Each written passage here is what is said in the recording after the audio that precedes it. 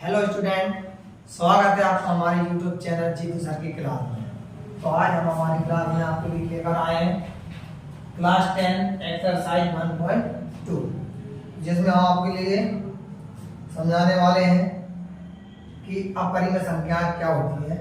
तो इसमें एक सवाल है कि सिद्ध कीजिए कि √2 एक अपरिमेय संख्या है। सवाल है, सिद्ध कीजिए कि √2 एक अपरिमेय संख्या है। तो अपरिमेय संख्या होती क्या है, देखते हैं। अपरिमेय संख्या जिसको अपन p/q के रूप में नहीं ले सकते, वो सारी संख्याएं अपरिमेय संख्याएं होती हैं। जिनको अपन p/q के रूप में ले सकते हैं वो सब संख्याएं परिमेय संख्या होती हैं। जैसे कोई संख्या है, उसको अपन क्या करते हैं, p/q के रूप में लिख सकते हैं, वो तो होती है परिमेय संख्या। मगर इसकी कंडीशन होती है कि p और q जो होती है वो होती है पूर्णांक, और q की वैल्यू कभी भी 0 के बराबर नहीं हो सकती। उसको अपन बोल सकते हैं ये संख्या परिमेय संख्या है। जिसको अपन p/q के रूप में ले सकते हैं, या फिर p और q पूर्णांक नहीं होते, या फिर q की वैल्यू 0 के बराबर हो जाती है, तो वो अपनी परिमेय संख्या नहीं होती। तो कोई सी भी संख्या हो सकती है, परिमेय संख्या भी हो सकती है, कोई सी भी संख्या हो सकती है। तो एक संख्या है कि √2 एक अपरिमेय संख्या है। इसको अपन को क्या करके बताना है, सिद्ध करके बताना है। तो इसको सिद्ध करने के लिए अपन को दो चार चीजें थोड़ी और अलग से समझना पड़ेगी। जैसे कि सहअभाज्य संख्या है। सबसे पहले समझते हैं अपन सहअभाज्य संख्या क्या होती है। सहअभाज्य संख्या, ये सहअभाज्य संख्या कौन सी होती है? तो सहअभाज्य संख्या तो पहले समझते हैं अपन भाज्य संख्या और अभाज्य संख्या। भाज्य संख्या कौन सी होती है? तो कोई सी भी संख्या होती है, उसको अपन ने गुणनखंड की। गुणनखंड का मतलब कि जिस संख्या में, जिस संख्या का दी गई संख्या में भाग चला जाए, वो सब उसके गुणनखंड होते हैं। जैसे एक संख्या ले रही है 15 में कौन कौन संख्या का भाग चला जाता है? तो देख लीजिएगा, अपन 1 का भाग चला जाता है, 3 का भाग चला जाता है, 5 का भाग चला जाता है और 15 का भाग चला जाता है। एक संख्या लिख रही है अपने पास 11, तो 11 में कौन कौन संख्या का भाग जाता है? 1 का जाता है और सीधा फिर 11 का भाग जाता है, जिसके गुणनखंड होगा 15 के गुणनखंड है 1, 3, 5 और 15। 11 के गुणनखंड है 1 और 11। तो 15 गुणनखंड के मैंने कितने आ रहे हैं? 1, 2, 3, 4 गुणनखंड इसमें आ रहे हैं। तो 11 में देखा अपन 1 और 1, 2 ही गुणनखंड इसमें आ रहे हैं। तो जिसके केवल 2 और केवल 2 ही गुणनखंड हो सकते हैं, वो संख्या होती है अपनी अभाज्य संख्या। और जिसके 2 से अधिक गुणनखंड होते हैं वो होती है अपनी भाज्य संख्या। अभाज्य संख्या समझ में आई कि जिसके केवल 2 गुणनखंड होते हैं, या फिर जिसमें केवल 1 का भाग जाता है और स्वयं जो दी गई संख्या होती है उसका भाग जाता है, वो संख्या कहलाती है अपनी अभाज्य संख्या। तो सहअभाज्य संख्या कौन सी होती है? तो सहअभाज्य संख्याएं जिनमें केवल, ऐसी अभाज्य संख्याएं जिनमें केवल एक के अतिरिक्त कोई भी दूसरा अवनिष्ठ गुणनखंड ना हो। जैसे अपने पास 5 देखा, 5 के गुणनखंड है अपने पास 1 और 5, और अपने पास देखा अपन ने 7 में कौन कौन है? इसके गुणनखंड 1 है और 1 7। उसमें 1 के अतिरिक्त कोई दूसरा अवनिष्ठ गुणनखंड नहीं है। 5 है और 7 है जी, एक जैसे नहीं है, मगर 1 इसमें भी 1 है, इसका मतलब दोनों कॉमन है जी, अवनिष्ठ है। तो जिसमें 1 के अतिरिक्त कोई दूसरा कोई अवनिष्ठ गुणनखंड ना हो, वो संख्या कहलाती है अपनी सहअभाज्य संख्याएं। तो ये सहअभाज्य संख्या हो गई। तो इसके सहअभाज्य संख्याओं को बात करते हैं। दूसरी चीज देखते हैं अपन कि कोई एक संख्या है, मान के चलो a, या फिर a², किसी भी संख्या का वर्ग और किसी दूसरी संख्या से विभाजित होती है, तो वह जिस संख्या का ये वर्ग है, तो वो संख्या भी दूसरी संख्या से क्या होती है? विभाजित होती है। जैसे कि a² है, ये q से विभाजित होती है। a² अगर क्या है, q से विभाजित होती है, तो क्या होगा? a जो है, a भी क्या होगा? q से विभाजित।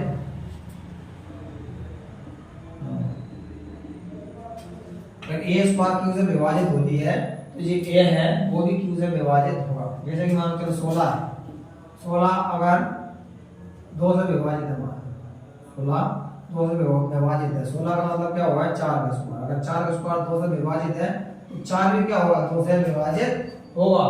ये वाली बात अपन को इस वाले सवाल में बहुत काम में आने वाली है। इसलिए ये वाली बात अच्छे से ध्यान में रखना है कि किसी संख्या का वर्ग किसी संख्या से विभाजित होता है तो वह संख्या भी संख्या से विभाजित होती है। चलो बढ़ते हैं अपन सवाल की ओर। सवाल कहता है अपन से, क्या कहता है, सिद्ध कीजिए कि √2 एक अपरिमेय संख्या है। तो इसको सिद्ध करने के लिए थोड़ा सा अपन इसके विपरीत चलते हैं। इसमें दे रखा है √2 एक अपरिमेय संख्या। तो अपन ने मान लिया तो माना √2 एक परिमेय संख्या है। इसमें अपरिमेय माना था अपन ने, मतलब अपरिमेय दे रखा है, मैं इसको विपरीत मान लिया कि माना √2 एक परिमेय संख्या है। अगर √2 परिमेय संख्या है इसका मतलब क्या हो जाएगा, √2 को अपन p/q के रूप में लिख सकते हैं। अपन ने थोड़ी देर पहले बताया था परिमेय संख्या को अपन p/q के रूप में लिख सकते हैं। यहाँ पर क्या होता है p और q बराबर हो जाता है पूर्णांक और q बराबर नहीं होता 0। ठीक है, अपन नीचे मानेंगे, माना p और q क्या है, सह अभाज्य गुणनखंड है। अगर p और q सह अभाज्य गुणनखंड है तो क्या हो जाएगा, p और q में एक के अतिरिक्त कोई अवनिष्ठ गुणनखंड नहीं होगा। अवनिष्ठ गुणनखंड नहीं। ठीक, तो मैंने मान लिया p और q क्या है, दोनों यहाँ पर सहअभाज्य गुणनखंड है या फिर सहअभाज्य संख्या है। तो क्या हो जाएगा, p और q में एक के अतिरिक्त कोई भी अवनिष्ठ गुणनखंड नहीं होगा। अभी थोड़ी देर पहले बताया कि सहअभाज्य संख्याओं में क्या होता है कि एक के अतिरिक्त कोई भी अवनिष्ठ गुणनखंड नहीं होता है। तो जो p और q जो है अपने पास कैसे हैं, अवनिष्ठ गुणनखंड, इसमें एक के अतिरिक्त कोई सा भी नहीं है।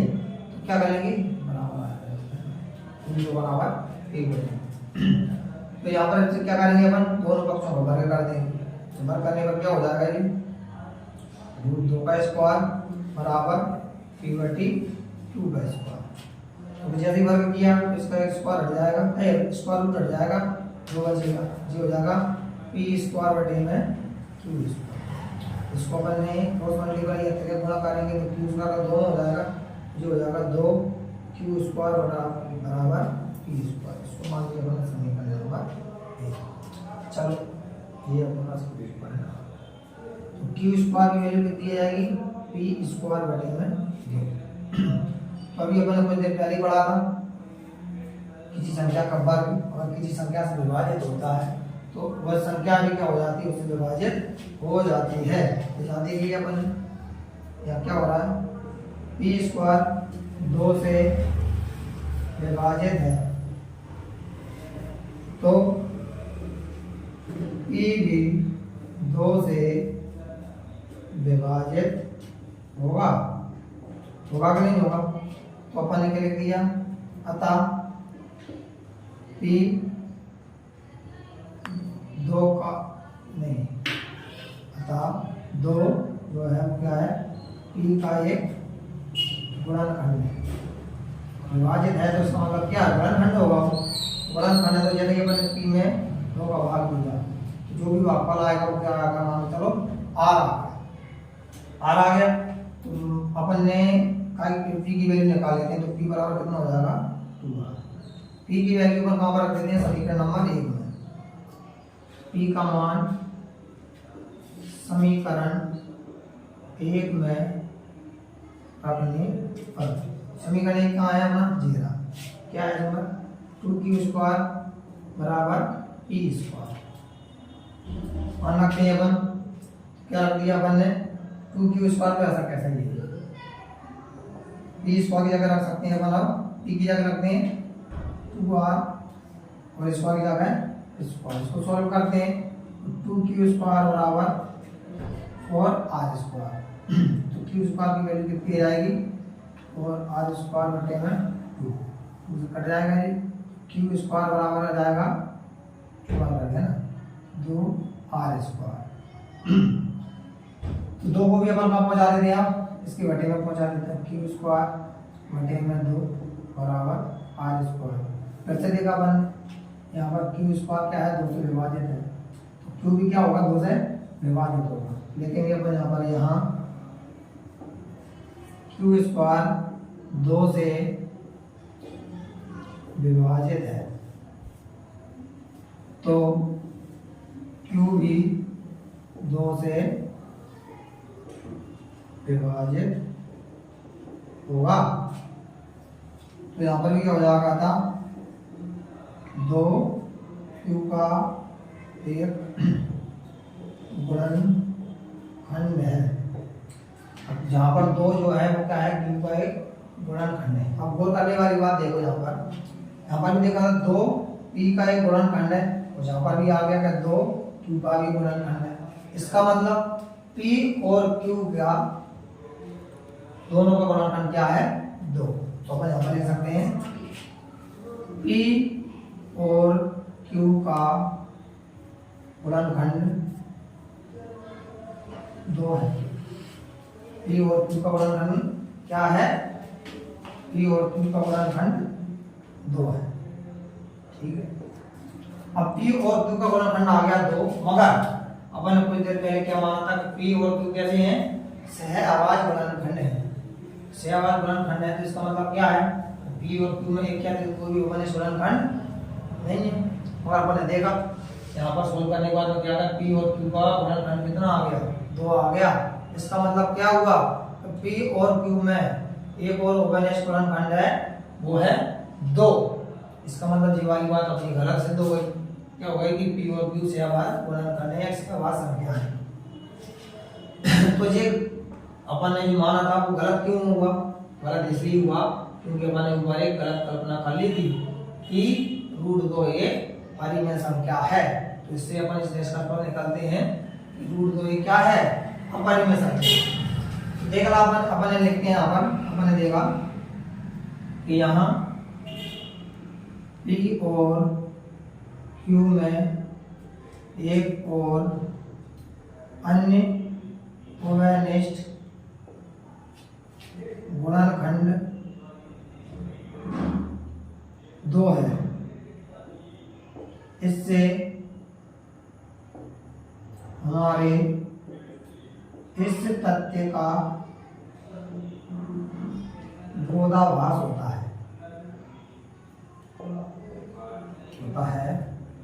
कि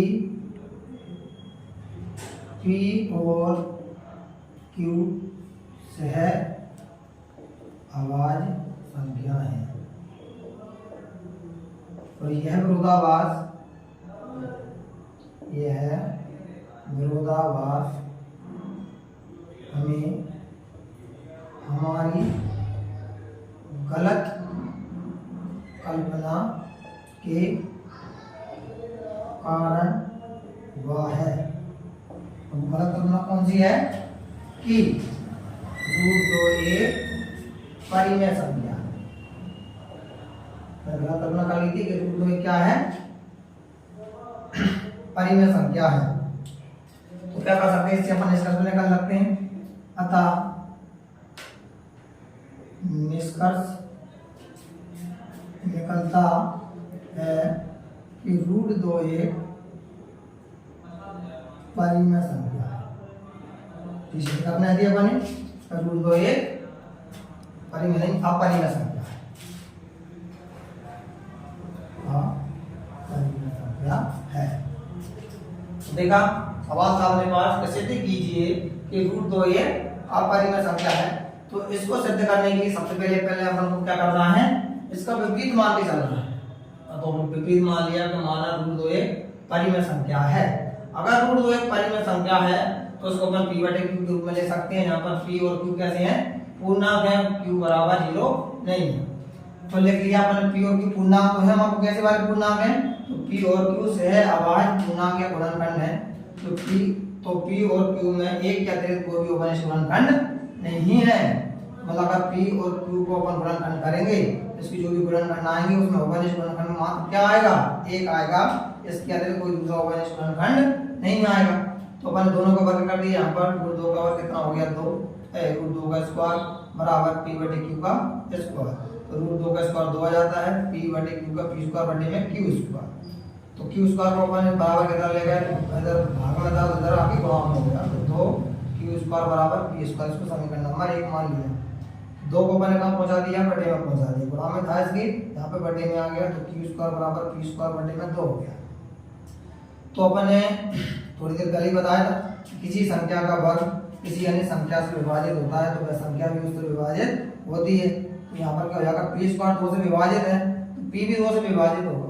तो पी क्या 2 क्या हो जाएगा, पी का एक गुणनखंड हो जाएगा। पी बटे 2 बराबर क्या हो जाएगा, आर जे, इसको कोई भी भागफल होगा। पी बराबर 2 इधर आ गया तो 2 आर हो गया। तो पी का मान रख देंगे अपन समीकरण नंबर 1 में रख देंगे।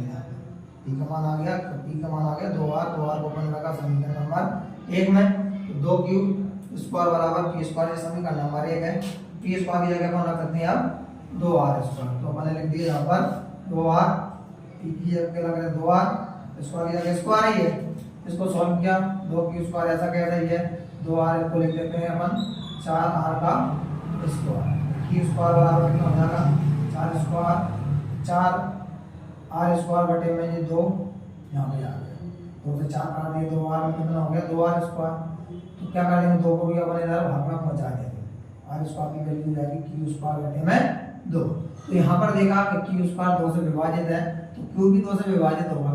अतः 2 क्यू का क्या है, गुणनखंड है। यहाँ पर आती है गौर करने वाली बात कि अपन इधर तो मान रहे थे पी और क्यू में एक के अतिरिक्त कोई उभयनिष्ठ गुणनखंड नहीं है। तो इतना सब सोल्व करने के बाद में आ गया कि पी और क्यू का गुणनखंड कितना है, 2 है। मतलब पी और क्यू में एक उभयनिष्ठ गुणनखंड है, वो भी कितना, 2 है। तो इसका मतलब क्या हुआ, अपन ने जो भी माना था वो गलत हो गया कि पी और क्यू सहवाद गुणनखंड नहीं है। मतलब यहाँ पर तो पी और क्यू सहवाद गुणनखंड नहीं है। क्यों नहीं है, क्योंकि एक के अतिरिक्त कोई दूसरा उभयनिष्ठ गुणनखंड होता ही नहीं है। तो यहाँ पर पी और क्यू में एक उभयनिष्ठ गुणनखंड आ गया, वो हो गया 2। तो यह यहाँ पी और क्यू में एक और उभयनिष्ठ गुणनखंड 2 है। इसलिए हमारे इस तथ्य का विरोधाभास होता है कि पी और क्यू सहवाद संख्या है। अपने माना था कि पी और क्यू क्या है, सहवाद संख्या। यहाँ पर पी और क्यू सहवाद संख्या नहीं है, तो इसका क्या हो गया, विरोधाभास हो गया।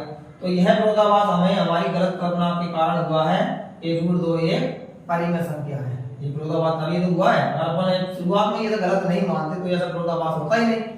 तो यह विरोधाभास हमें हमारी गलत कल्पना के कारण हुआ है कि रूट 2 एक परिमेय संख्या है। तो रूट 2 एक परिमेय संख्या नहीं है मान के चलो, तो फिर कौन सी होगी, तो फिर वो परिमेय संख्या होगी। तो अतः हम निष्कर्ष निकालते हैं कि रूट 2 एक परिमेय संख्या है। दोस्तों इस तरह से कोई सी भी संख्या जाए, अब रूट 2 की जगह मान चलो को आप आ जाए यहाँ पर रूट 3 आ जाए, तो इसको कैसे सॉल्व करेंगे, कुछ नहीं, सेम टू सेम वही प्रोसेस। जहाँ जहाँ 2 है वहाँ वहाँ 3 कर दो, काम खत्म। ये 3 कर दो, यहाँ पर भी 3 कर दो, यहाँ पर भी 3 कर दो, यहाँ पर भी 3 कर दो, यहाँ पर भी 3 कर दो। वो यागी पी स्क्वायर 3 से विभाजित है तो पी भी 3 से विभाजित होगा। अतः 3 पी का एक गुणनखंड है। तो पी बटे 3 बराबर आर, पी बराबर 3 आर। पी का मान समीकरण 1 में रखने पर यहाँ पर कितना हो जाएगा, ये 3 Q square 3 R square, 3 Q square 3 का स्क्वायर हो जाएगा 9। यहाँ पर लिख देंगे अपन कितना, 9। यहाँ पर लिख देंगे 3, कट जाएगा 3 बार में 3 बार में ये हो जाएगा 3 नीचे इधर। यहाँ क्यू स्क्वायर क्या है, 3 से विभाजित है तो क्यू भी 3 से विभाजित होगा। अतः 3 क्यू का एक गुणनखंड है। पी और क्यू का गुणनखंड कितना है, यहाँ पर 3 है। यहाँ पी और क्यू में एक और उभयनिष्ठ गुणनखंड कितना आ गया, 3। इससे हमारे तथ्य का विरोधाभास होता है कि पी और क्यू सहवाद संख्या है। यह विरोधाभास हमें हमारी गलत कल्पना के कारण हुआ है कि रूट 3 एक परिमेय संख्या है। अतः निष्कर्ष निकलता है कि रूट 3 एक अपरिमेय संख्या है। तो सवाल होगा इसी से एक सवाल और भी बनता है, सिद्ध कीजिए कि रूट 5 एक अपरिमेय संख्या है। सेम टू सेम कोई प्रोसेस है, केवल 3 जगह अपन को कितना करना है, 5। इसको भी पढ़ दो 5 और 5 जहाँ पर हो जाएगा एक 5। पूरा सेम टू सेम वही का वही काम है, कुछ अलग से करना नहीं है। एक सवाल में आराम से अपन 3 सवालों को सॉल्व कर देते हैं। ये 5, ये भी 5, ये भी 5, ये भी 5, ये भी 5 और कहाँ पे आ रहा है? यहाँ पर आ गया था, ये पहले निकालना भूल गया था इसको। चलो शुरू कर देते हैं। 5 ये भी हो जाएगा 5, ये भी हो जाएगा कितना? 5, ये भी हो जाएगा 5, ये हो जाएगा मेरे पास 25। इसको कितना लिखेंगे अपन? 25 बटे में 5 है, 5 है ना, 5 कर देंगे 25 5 बार में, यहाँ पर जाएगा 5 आर स्क्वायर, यहाँ पर भी जाएगा 5, लेकिन यहाँ क्यू स्क्वायर 5 से विभाजित है तो क्यू भी 5 से विभाजित होगा, अतः 5 क्यू का दौरान खंड है, पी और क्यू का दौरान कितना आएगा? 5। यहाँ पी और क्यू में एक कहते हैं और हमें ओवरिश वाला खंड कितना है? 5 है। इससे हमारे स्तर पर विरोधाभास होता है कि पी और क्यू सहअभाज्य संख्या है। तो यह विरोधाभास हमें हमारी गलत कल्पना के कारण हुआ है कि √5 एक परिमेय संख्या है, अतः निष्कर्ष निकलता है कि √5 एक अपरिमेय संख्या है। तो दोस्तों इस तरह से अपन क्या कर सकते हैं, किसी भी अपरिमेय संख्या को सिद्ध करने वाला सवाल है उसको आगे आसानी से सॉल्व कर सकते हैं। तो दोस्तों देखते हैं अपना अगला सवाल।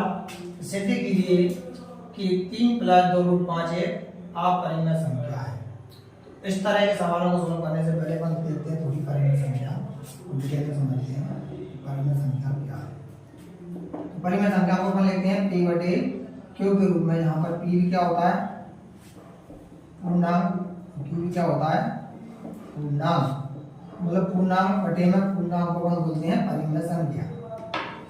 तो वो संख्या मान चलो ऐसे लग रही है 2 पूर्णांक है, 2 में अगर अपन 1 का गुणा करते हैं तो भी पूर्णांक भी मिलता है, और 2 है 2 में अपन 1 जोड़ते हैं तब भी अपन को पूर्णांक भी मिलता है, 2 में से अपन 1 घटाते हैं तब भी अपन को पूर्णांक भी मिलता है, और 2 में अपन 2 का भाग देते हैं तब भी अपन को पूर्णांक भी मिलता है।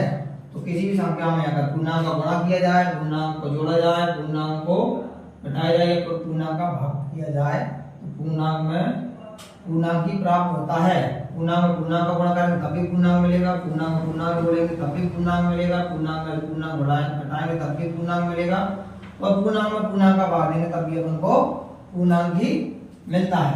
इसका मतलब पूर्णांक के बटे में अगर पूर्णांक है तो समझ लो क्या है अपने पास? परिमेय संख्या है।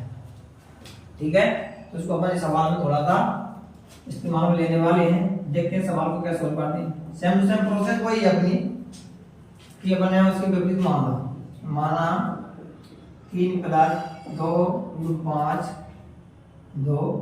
√5 एक परिमेय संख्या है। परिमेय संख्या है तो इसको अपन क्या लिख सकते हैं? p बटे q बराबर 3 + 2 √5। यहाँ पर क्या हो जाएगा? p और q पूर्णांक है और q बराबर नहीं है 0। अगर चलो p और q कैसे हैं? पूर्णांक है और q बराबर नहीं है 0। मान लीजिए p और q कैसी हैं? ये सहअभाज्य संख्याएं हैं। p और q कैसी हैं? सहअभाज्य संख्याएं हैं। तो इसको सोल्व करने के लिए क्या करेंगे? 3 को बराबर के इधर लाएंगे तो क्या हो जाएगा? p बटे q माइनस 3 बराबर 2। इसको सोल्व किया, इसके ऊपर करेंगे तो देख मान लिया अपन इससे लिया कितना आ गया? q, तो उसमें निकला गया p माइनस q बराबर 2 को भी अपन ने क्या कर दिया? इसको भी बराबर के तरफ पहुंचा दिया तो भाग में पहुंच जाएगा। p माइनस 3q बटे में हो जाएगा 2q। देखा पानी इधर बचा बराबर में √5। तो अपन यहाँ पर देखा p अपन ने पूर्णांक है, q अपना पूर्णांक है, 3 अपन ने पूर्णांक मान रखा है, q अपना पूर्णांक है। तो पूर्णांक में से अपन ने क्या किया? इस वाले पूर्णांक को घटाया तो पूर्णांक ही मिलेगा। इस वाले पूर्णांक में से अपन इस वाले पूर्णांक का भाग दिया तब भी पूर्णांक ही मिलेगा। तो इधर जो पूर्णांक है और इधर अपन ने कुछ देर पहले सिद्ध किया कि √5 एक क्या है? अपरिमेय संख्या। इसका मतलब जे है परिमेय संख्या और जे है अपरिमेय संख्या। तो आप बताइए तो परिमेय संख्या कभी भी अपरिमेय संख्या के बराबर हो सकती है, नहीं हो सकती। तो इससे भी क्या हो गया, एक विरोधाभास पैदा हो गया कि √5 एक परिमेय संख्या है क्या अपरिमेय संख्या है। मैंने सिद्ध किया है कि अपरिमेय संख्या है। तो ये परिमेय संख्या के बराबर में क्या कर रही है, इसका मतलब क्या है, इससे एक विरोधाभास पैदा हो गया। क्योंकि ये विरोधाभास क्यों पैदा हो गया कि अपन यहाँ पर एक गलत कल्पना कर ली थी, 3 + 2 √5 एक परिमेय संख्या है। तो हम इससे एक निष्कर्ष पर निकलते हैं कि 3 + 2 √5 एक अपरिमेय संख्या है।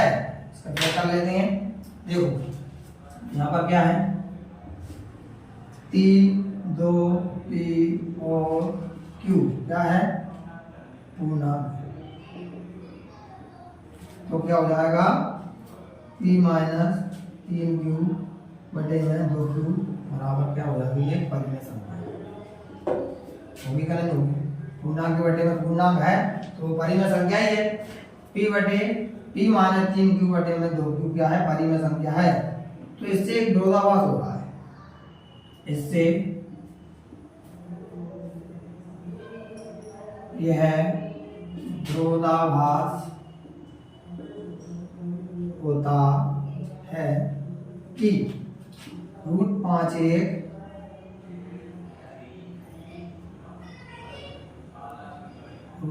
क्या है, अपरिमेय संख्या।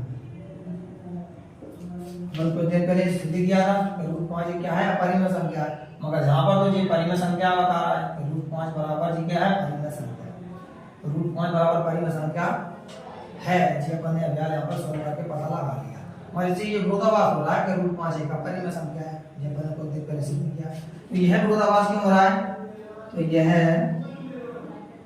विरोधाभास हमारी गलत कल्पना के कारण हुआ है कि कौन सी कल्पना कर ली थी अपन ने, 3 + 2 √5 एक परिमेय संख्या है। तो क्या कर सकते हैं अपन, अतः निष्कर्ष निकलता है, निष्कर्ष निकलता है कि 3 + 2 √5 क्या है, एक अपरिमेय संख्या।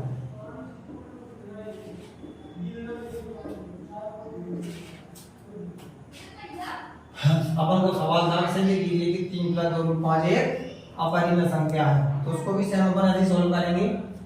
विपरीत मान की माना 3 + 2 √5 एक क्या है, परिमेय संख्या है। परिमेय संख्या तो p बटे q के बराबर लिख सकते हैं, पर इसको p बटे q बराबर 3 + 2 √5। अपन p और q एक पूर्णांक है और q बराबर नहीं 0 और p और q सहभाज्य संख्या है। तो इसको सोल्व करने के लिए अपन क्या करेंगे, 3 को बराबर के इधर के लिए आए, लिया गया p बटे q - 3 बराबर 2 √5। टेंशन लिया अपन q का और 1 का, तो क्या आ गया, q को त्रिज्या गुणा किया p का 1 में, q का 3 में, p - 3q बटे q बराबर 2 √5। 2 को भी और लिया अपन बराबर के इधर आ गया भाग में, तो p - 3q बटे में 2q बराबर √5। तो अपन ने देखा p परिमेय है, p को अपन ने पूर्णांक माने रखा है, q को पूर्णांक माने रखा है, 3 पूर्णांक है, 2 पूर्णांक है। तो मतलब कि पूर्णांक में से अपन ने पूर्णांक घटाया, पूर्णांक ही मिलेगा, और पूर्णांक में अपन ने पूर्णांक का भाग दिया तो मतलब परिमेय संख्या। तो p - 3q बराबर बटे में 2q क्या है, परिमेय संख्या है। तो इसके बराबर परिमेय संख्या मतलब कि √5, और √5 अपन को देकर सिद्ध करके बताई थी कि √5 एक अपरिमेय संख्या है। तो इससे यह विरोधाभास होता है कि √5 एक अपरिमेय संख्या है। और यह विरोधाभास हमारी गलत कल्पना के कारण हुआ है कि 3 + 2 √5 एक परिमेय संख्या है। मैंने गलत कल्पना कर ली थी। तो अगर ये परिमेय संख्या नहीं है तो फिर अब ये क्या होगी, तो ऑब्वियसली ये वाली बात है कि अगर परिमेय संख्या नहीं है तो ये अपरिमेय संख्या, परिमेय संख्या नहीं है तो क्या है, ये अपरिमेय संख्या है। तब अतः निष्कर्ष निकलता है कि 3 + 2 √5 एक अपरिमेय संख्या है। देखते हैं दोस्तों अगला सवाल। ऐसे देख लीजिए कि निम्नलिखित संख्याएं अपरिमेय हैं। इसमें पहला सवाल है 1/√2, दूसरा है 7√5 और तीसरा है 6 + √2। पहला सोल्व करते हैं 1/√2 है ना। तो अपन क्या कर देंगे, माना 1/√2 एक परिमेय संख्या है, कोई होगी सेम प्रोसेस, परिमेय संख्या है। तो इसको क्या लिखेंगे, p/q बराबर 1/√2। यहाँ पर क्या हो जाएगा, p और q कैसे हैं, पूर्णांक है, और q बराबर नहीं है 0। मान दोबारा मानेंगे, माना p और q सहअभाज्य संख्या है, p और q सहअभाज्य संख्या है।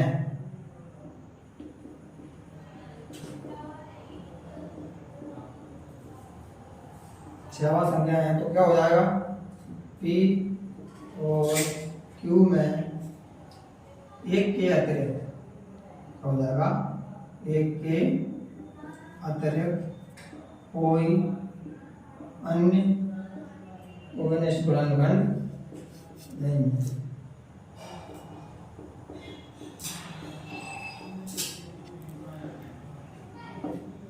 तो एक के अतिरिक्त कोई ओगनिष्ठ गुणनखंड नहीं है, तो इसको सॉल्व करते हैं अपन। कितना हो जाएगा ये, p/q बराबर 1/√2।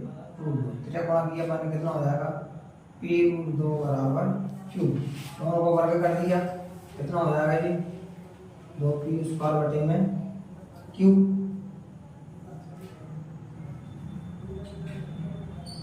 तो जी कितना हो जाएगा, q²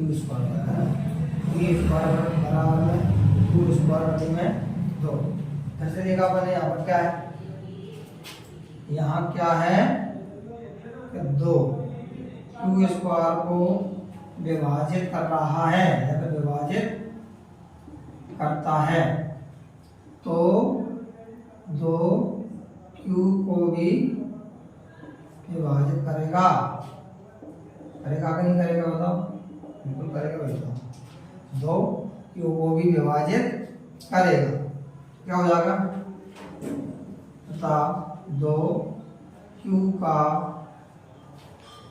एक गुणनखंड है, सही बात है कि 2 क्या है, q को विभाजित करेगा तो 2q का भी गुणनखंड हो जाएगा, क्या हो जाएगा, q/2 बराबर r। तो q बराबर कितना हो जाएगा ये, 2r। तो क्या करेंगे अपन, q की वैल्यू रख देंगे, इसको मान लीजिए अपन समीकरण नंबर 1। तो q का मान समीकरण 1 में रखने पर, q का मान अपन ने कहाँ पर रखा, समीकरण 1 में रखा। q का मान समीकरण 1 कहाँ आ जाएगा, 2p² बराबर q²। क्या करेंगे, 2p² ऐसा कह रही है, q की जगह कितना रखना अपन को, 2r, 2p² बराबर हो जाएगा ये 4r की घात 2, p² बराबर 4r² 2, p² बराबर हो जाएगा ये 2r² कर ले 2r। तो कितना हो जाएगा ये, दोनों को भी अपन भाग में पहुंचा देंगे, p² बराबर r²। फिर से देखा अपन, यहाँ क्या है, 2p² को विभाजित करता है, तो 2p को भी विभाजित करेगा, जितना सब सोल्व करने के बाद हम कोई कहानी दर्ज है, कौन सी कहानी के, यहाँ 2p और q का एक अन्य ओगनिष्ठ गुणनखंड है।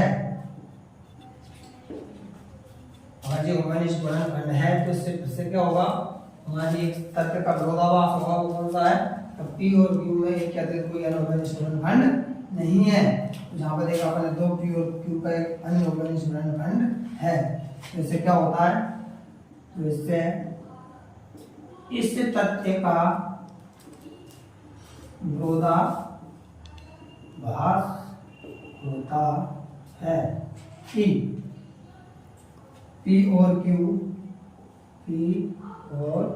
q कैसे हैं, सहअभाज्य संख्याएं हैं। तो ये विरोधाभास क्यों हो रहा है हमें? तो देखो यह विरोधाभास हमें हमारी गलत कल्पना के कारण हुआ है। गलत कल्पना कौन सी है? कि 1/√2 एक परिमेय संख्या है। अगर 1/2 एक परिमेय संख्या नहीं है तो क्या होगी? तो परिमेय संख्या होगी। तो मैं लिख देंगे था निष्कर्ष निकलता है कि 1/√2 एक अपरिमेय संख्या है। अपरिमेय संख्या है। तो मैंने शुरुआत में सवाल किया था कैसे थे कीजिए, √3 या √5 या फिर √2 एक अपरिमेय संख्या है। सेम टू सेम उसी के जैसे अपन उस वाले सवाल को भी सॉल्व करना है।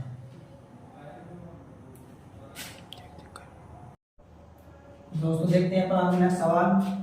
अगला है 7 + √5 वाला। सिद्ध कीजिए कि 7 + √5 एक अपरिमेय संख्या। तो क्या करेंगे? शुद्ध विपरीत मानेंगे। माना 7 √5 एक परिमेय संख्या है। परिमेय संख्या है। अगर 7 √5 एक परिमेय संख्या तो P/Q के बराबर बना सकता है? बिल्कुल आ सकता है। यहाँ क्या हो जाएगा? P और Q बराबर पूर्णांक है और Q की वैल्यू 0 के बराबर नहीं है। और क्या लिखेंगे? मान लेंगे माना P और Q कैसी है? सहज अभाज्य संख्या है। ठीक है, सहज अभाज्य संख्या है। तो क्या करेंगे? इसको सोल्व करें। यह सोल्व P 7 को भागों में हो जाएंगे। 7Q बराबर √5। यहीं पे सोल्व हो गया। आपका काम खत्म।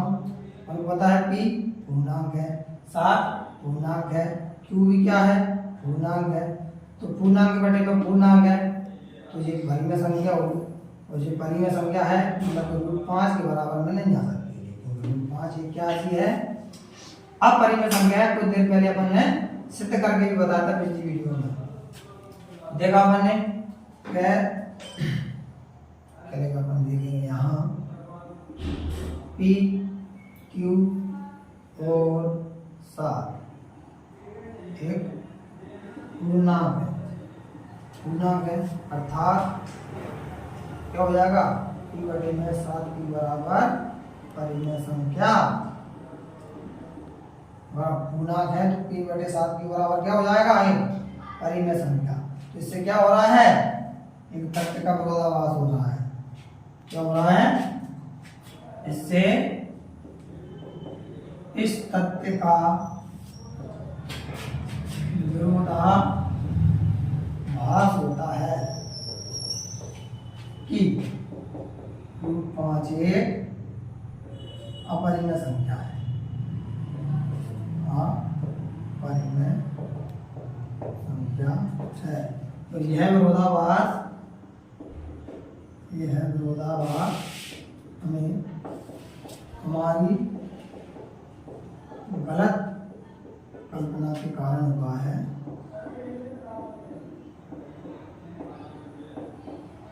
गलत कल्पना कौन सी है अपने पास? कि 7 √5 एक परिमेय संख्या है।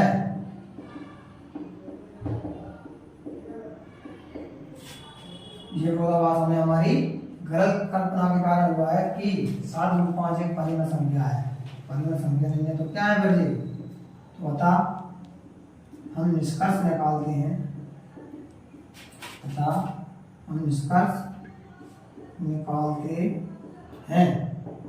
कि क्या 7 √5 एक अपरिमेय संख्या है।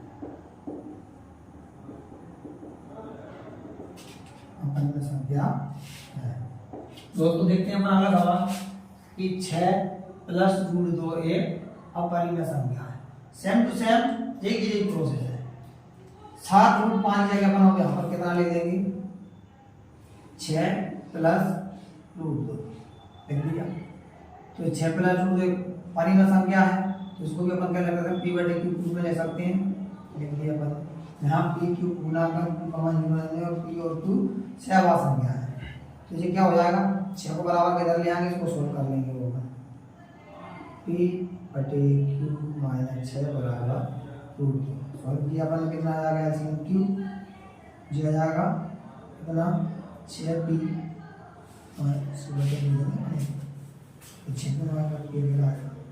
p माइनस 6p बराबर रूट 2। जब मैंने इसको सॉल्व कर लिया और देखा अपन यहाँ पर p और q और क्या यहाँ पर 6 एक पूर्णांक है, अर्थात क्या कर देंगे यहाँ पर अपन p माइनस 6q बटे में q बराबर परिमेय होगा। हो गया, हमने देखा था रूट 2 भी सिद्ध करके बताया था। तो रूट 2 क्या है, अपने पास एक अपरिमेय संख्या है, सिद्ध करके बता चुके हैं अपन इसको पहले। तो इससे इस तथ्य का विरोधाभास होता है कि रूट 2 एक अपरिमेय संख्या है। तो यह विरोधाभास हमें हमारी गलत कल्पना के कारण हुआ है कि 6 प्लस रूट 2 एक परिमेय संख्या है। अतः हम निष्कर्ष निकालते हैं कि 6 प्लस रूट 2 एक अपरिमेय संख्या है। तो दोस्तों इस प्रकार से हमारा एक्सरसाइज 1.2 कंप्लीट होती है। अगर आपको एक्सरसाइज 1.2 में किसी भी प्रकार की कोई समस्या हो, कोई डाउट हो, तो प्लीज कमेंट बॉक्स में हमें जरूर बताएं। हम आपकी समस्या का निराकरण जरूर करेंगे। और आपको हमारी ये वीडियो पसंद आई हो तो प्लीज वीडियो को लाइक करें, शेयर करें और हमारे चैनल को सब्सक्राइब जरूर करें। जय हिंद, जय भारत।